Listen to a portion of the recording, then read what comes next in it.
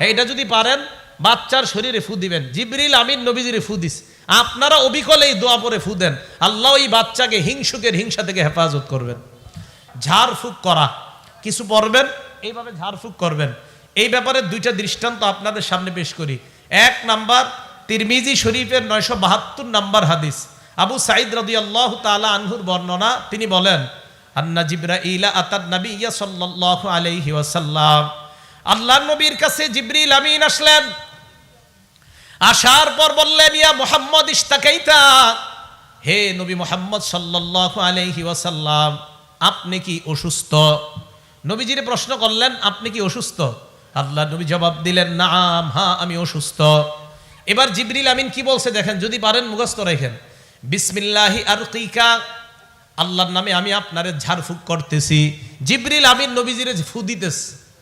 মিন কুল্লি শাইইন ইউযিকা, সমস্ত এমন জিনিস থেকে যে জিনিস আপনাকে কষ্ট দেয়।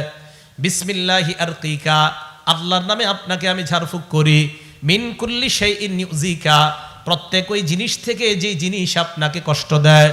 মিন শাররি কুল্লি নাফসিন, প্রত্যেক অনিষ্ট বান্দা থেকে আমি আপনার কাছে আপনাকে ফু দিতেছি। প্রত্যেক বান্দার অনিষ্টতা থেকে আমি আপনাকে ঝাড়ফুঁক করতেছি। এরপরে কি করে দেখেন, ওয়ামিন আইনিন হাসিদ, হিংসুক চোখ থেকে আমি আপনাকে ঝাড়ফুঁক করতেছি। শেষে জিবরিল বলে, বিসমিল্লাহি আরকিকা ওয়াল্লাহু ইয়াশফিকা, আল্লাহর নামে আমি আপনাকে ফু দিতেছি, আল্লাহ আপনাকে সুস্থ বানায়া দেন। এটা যদি পারেন বাচ্চার শরীরে ফু দিবেন। জিবরিল আমিন নবীজিরে ফু দিস, আপনারা অবিকলে এই দোয়া পরে ফু দেন, আল্লাহ এই বাচ্চাকে হিংসুকের হিংসা থেকে হেফাজত করবেন। বিসমিল্লাহি আরকিকা মিন কুল্লি শাইইন ইউযিকা মিন শাররি কুল্লি নাফসিন ওয়া আইনিন হাসিদিন বিসমিল্লাহি আরকিকা আল্লাহু ইয়াশফিকা। এটা হলো পুরা দোয়া। দৃষ্টান্ত নাম্বার 2, বুখারী শরীফের 3371 নাম্বার হাদিস, 3371 নাম্বার হাদিস, আব্দুল্লাহ ইবনে আব্বাস রাদিয়াল্লাহু তাআলা আনহুর বর্ণনা। কানান নবী সাল্লাল্লাহু আলাইহি ওয়াসাল্লাম ইউআউযিজুল হাসান ওয়াল হুসাইন, নবীজি হাসান হুসাইনকে ফু দিতেন।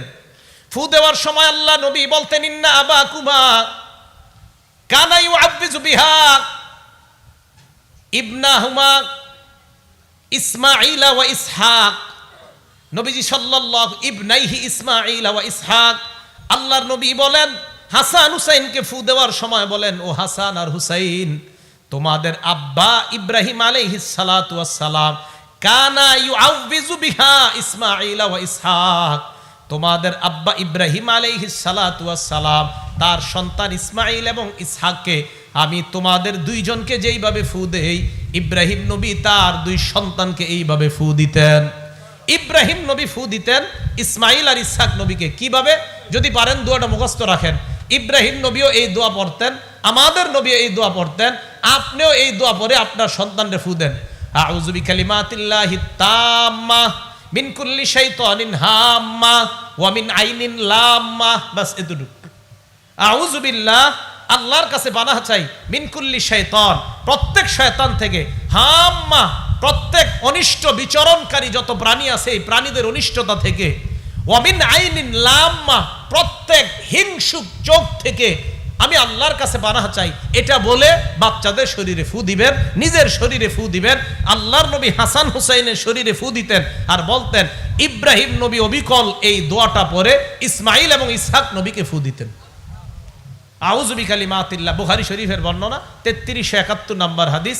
আউযু বিকালিমাতিল্লাহি তাম্মা মিন কুল্লি শাইতানিন হাম্মা ওয়া মিন কুল্লি আইনিন লাম্মা। এই হলো দোয়াটা। আল্লাহ আমাদের সকলকে আমল করার তৌফিক দান করেন।